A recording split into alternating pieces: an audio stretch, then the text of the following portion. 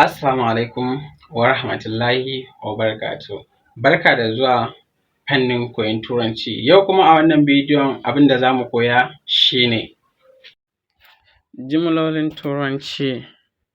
You had better to love her. Ya kamata ka so ta. He had better to go back to school. He had better to go back to school. Ya kamata ya koma makaranta. Make sure you invite your friend. Ka tabbatar ka gayyaci abokananka. Make sure you come on time. Ka tabbatar ka zo akan lokaci. I can marry you despite that I don't have enough money. Zan iya aurenki duk da bani da kuɗi isassu. I will ask him even though he won't give me. Zan tambaye shi duk da cewar ba zai bani ba. She invite her old friend to work somewhere.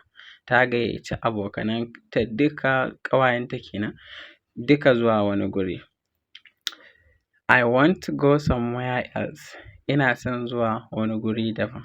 There is someone at the door. Akwai wani mutum a bakin ƙofa.